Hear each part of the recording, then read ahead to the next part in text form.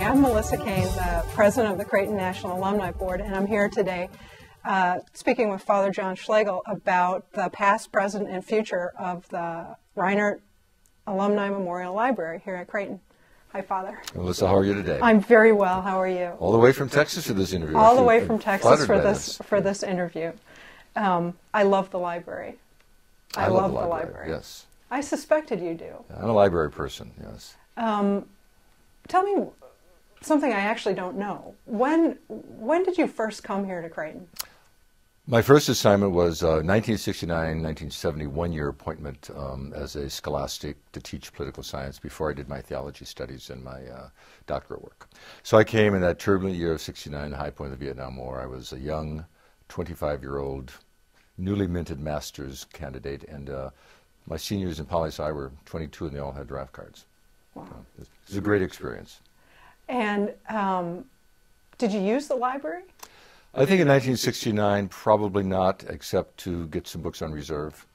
There was a lot of chaos between Brandeis Hall and the library in those days. You know, so pickets, protests, and all that. Yeah. So you were kept busy out on the.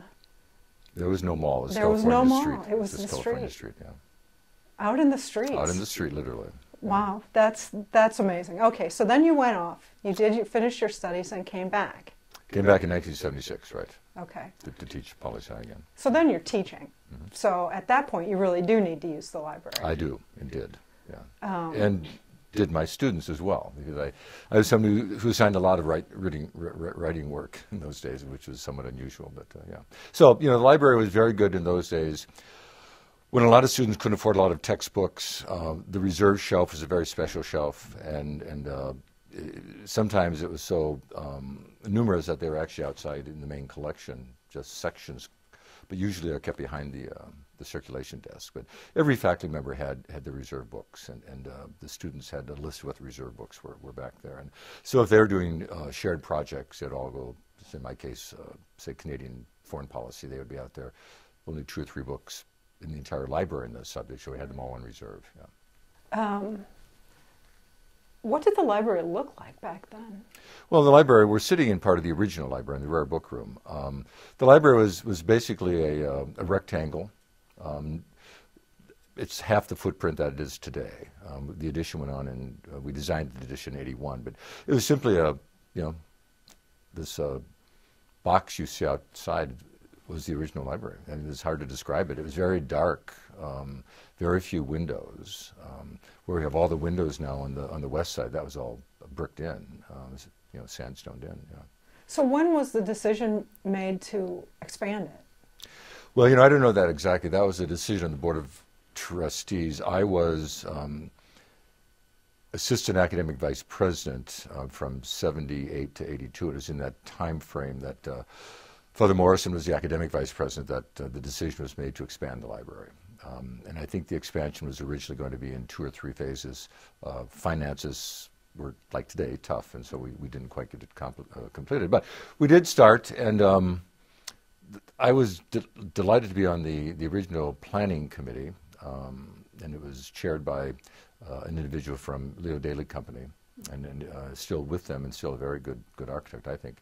And we did, it was my first sort of building planning. I've done a lot of it since then, but this is my first sort of taste of that. And we did all sorts of interesting things. We did road trips. We went to Grinnell College in Iowa had a new library, and it was state-of-the-art, and so we went over to see that. We stopped at Drake along the way and went up to Ames, and then went up to the University of Minnesota. They had a new one. So we did a field trip and got sort of looked for best practices and came back with a couple of concepts that we did indeed incorporate into what have been phase 2 and 3 of this building. The atrium out here and the commons, all that was part of phase 1, and we picked that concept up on the road trip. Got a little light into the building, which it did not have. And the south entrance, the main entrance today, was part of the new addition. So at that point, when you were thinking about the library, were we already then thinking about putting in more space for group study and projects and meeting rooms, or does that sort of come later?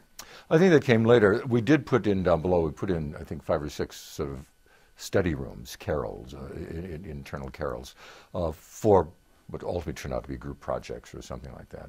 Small seminar rooms was part of their intent. And that more of that was going to be in phase 2 than indeed was in phase 1. In phase 2, which we ultimately did get to nearly complete, did include down in the lower level, down through the Thiessen Commons down there, several fairly significant study spaces. Mm-hmm. Yeah. So that really seems to be a big part of where libraries are going, at least academic libraries. Oh, if you ask me today the direction of an academic library, and this library included, I would say that definitely is the way to go, that in technology-assisted learning.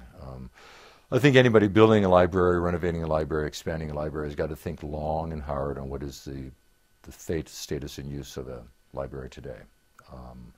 We spent a decade contemplating various cosmetic changes to this particular structure. And as I mentioned in my convocation talk, I really didn't invest a lot of money for a couple of reasons. One is we didn't have it, but one is we were discussing what the library should be. And examples come to mind. Marquette just put a wonderful, expensive addition onto their library. It looks just like the old one.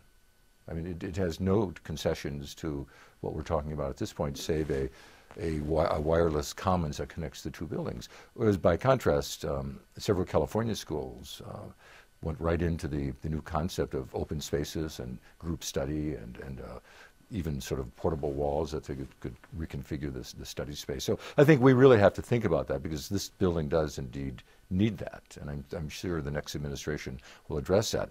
But also one of the reasons I was somewhat reluctant is because originally I wanted the New School of Business facility to be north of this building, across from the Hickson Lead Science Center, across Anderson Plaza, sort of bookending Anderson Plaza. Mm-hmm. And I had the 5th floor of the School of Business would be the extension of this building onto it.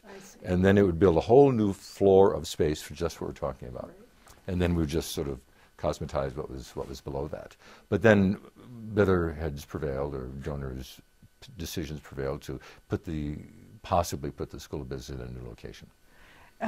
It's an interesting thing, thinking about the future of the library. Mm-hmm. You know, I'm a librarian. My office has been in the library for 20 years, and I've seen so much change. Absolutely. In the way things get used. And I would be remiss if I didn't say here that the biggest change, I think, is one that you've alluded to, the digitization and the use of online resources. Right, exactly. And this library here at Creighton is the first place I ever saw an online database, and had no inkling of how that was about to change my life. Exactly. But the other thing that I think is going to be more important in libraries in the future, besides the digital aspect of it and the being a meeting space and a study space for various sizes of groups working together, is the local aspect. In some way, the future of the library is the past of the library, and the archives in particular, where many things can be put online, but local history and the history of the institution itself need to have a home in the library as well. I'd agree, and because it's a very tactile collection. It has to be seen, touched, felt, and smelt in some cases. No, I would agree with that completely. You know, having said that, this library remains very functional. Perhaps it does lack more group study space, and we do have some of those opportunities. And it's got a fairly reputable and respectable collection for those who want to use the hard copy. And of course, information retrieval electronically is very easy to get. I think anybody walking through here finds it's remarkably active for being a somewhat dated institution. It really is. Yeah. I've been here all the time. I think it's a great little place. What are you doing here now? Well, I go in and I actually look at the collection of DVDs and what's new in the history shelves. I love biography. I just ordered the 3rd volume of Morrison's History of Teddy Roosevelt. So that's what I do in my relaxed time. I like to read history and biography in particular, and we have a pretty good collection of that. And more we're getting movies because faculty are using them in classes, and I'm finding I don't have to go to the red box and get mine. I can just come here and get it. Right. Yeah, that's very nice. Very handy. It works. But those are the kind of things that I think will stay on the shelves too. History, sure. biography, literature, those I think there will always need to be shelf space for those things. No Well, I matter think so. I mean, I find that the common discourse of civilization. Yeah. You know, Yes. what we share in common We would hope. yes, the philosophy and the history and the literature of the day. Yeah. And the other things, science changes so fast, social sciences change so fast that it probably makes more sense to deal with those in an online way. Well, I think so, because I think every book in this library on Egypt or Libya is obsolete as we speak. Yeah, that's probably right. It's all changed. Yeah. Yeah. Do you ever have anything funny happen in here? I really don't know that.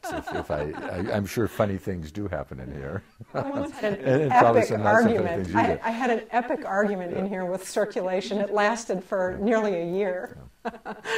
They won out, I suspect.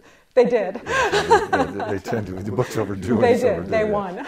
You know, it's anecdotal, but there are more than a few diplomas withheld because of outstanding library fines, and there's more than a few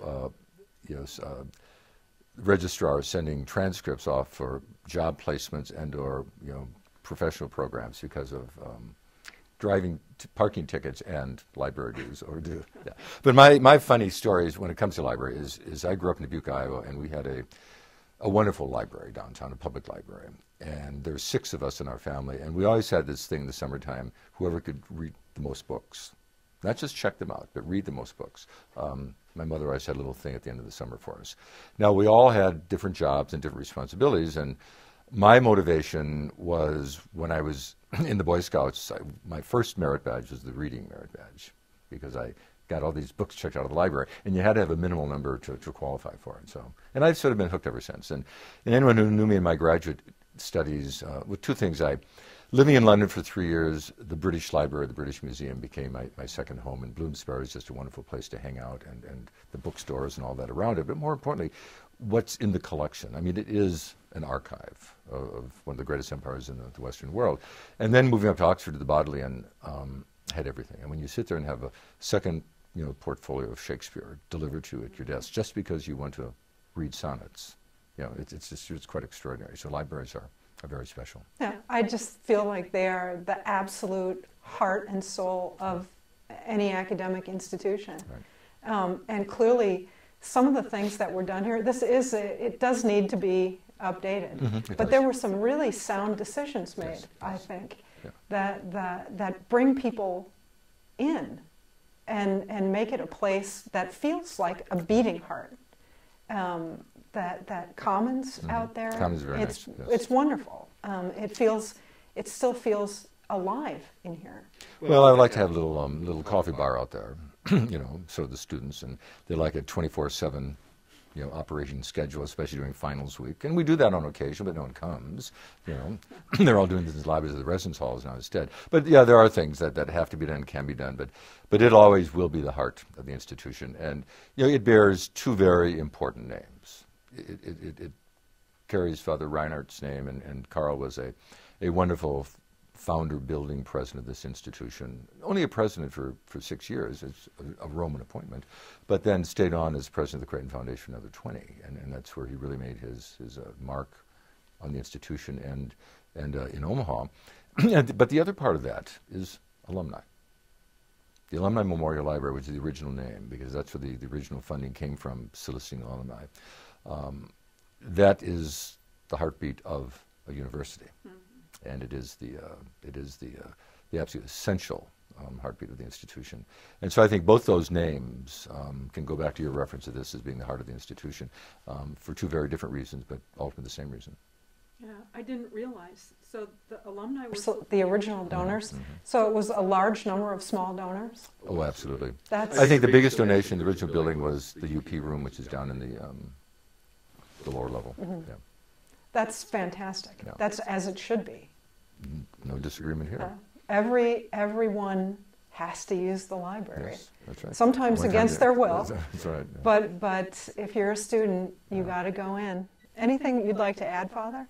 The original library was the Alumni Memorial Library, and built primarily from solicitation of alumni across the country, primarily heavily regional, but that was it.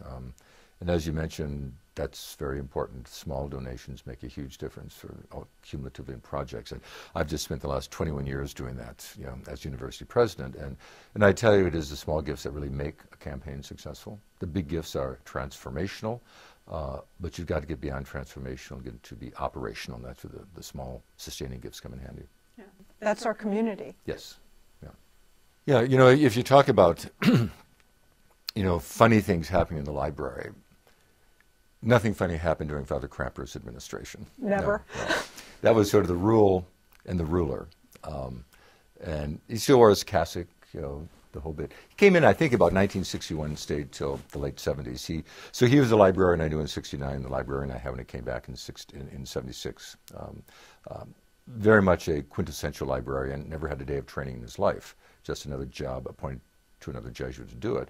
But again, he loved books, and he was very good with people, and so he insisted on service, and so which I think is a real tradition of this library. By the way, I think the folks who work here, whatever position they have, and the students will say the same thing, really deliver and are very, very student-focused and student-centered.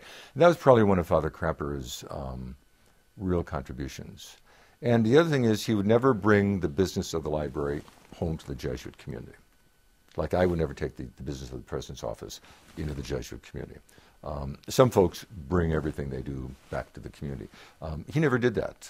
He was very, very proud of this library. He was very instrumental in thinking about that next phase. Never did it because he left before we started the planning of it, but talking about it and talking to Father Reinert about it, and Reinert would talk to trustees about it. So he leaves in 77 roughly, and I think he's succeeded by Ray Means, who is everybody's favorite librarian, a Mr. Chips kind of guy. Rumpled as could be. He looked just like Warren Buffett, a very expensive suit, but roughed up all the time, and that grin, half grin. And again, just a gentle person. And, I left in 82, so I had but maybe 4 or 5 years with him, but he was the fellow who asked me to be on the committee to design the second phase of the expansion, one of a dozen, one of 16. And so we had a lot of interaction at that point.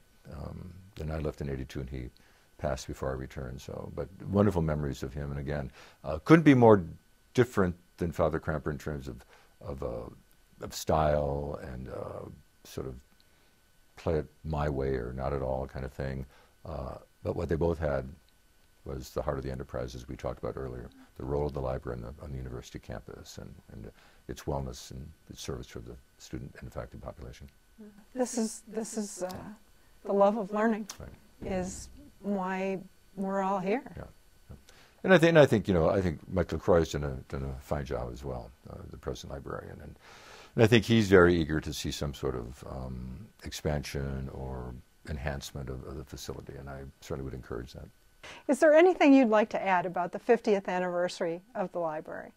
Well, I think, Melissa, it's really a milestone, and I want to, first of all, congratulate the library for being here for 50 years and going through the expansion that it did, and the thousands of folks it has serviced over that half century, but also to thank, again, publicly, the individuals who made the library what it is, what it has been, the individuals who really breathed life into it, the head librarians who have known this as home for 50 years, including Mike LaCroix, our present head librarian, and also to just welcome that next generation of Creighton students who will be on campus, in the next decades, coming into this building, which will be certainly part of something yet to be determined. But I think when we celebrate the 75th and 100th, it'll be a very different facility. So, happy anniversary, library and library staff. That was great. Yeah. Thank you very much, Father Schlegel. I appreciate it, and I'm very glad to be here at the 50th anniversary of the Creighton Library.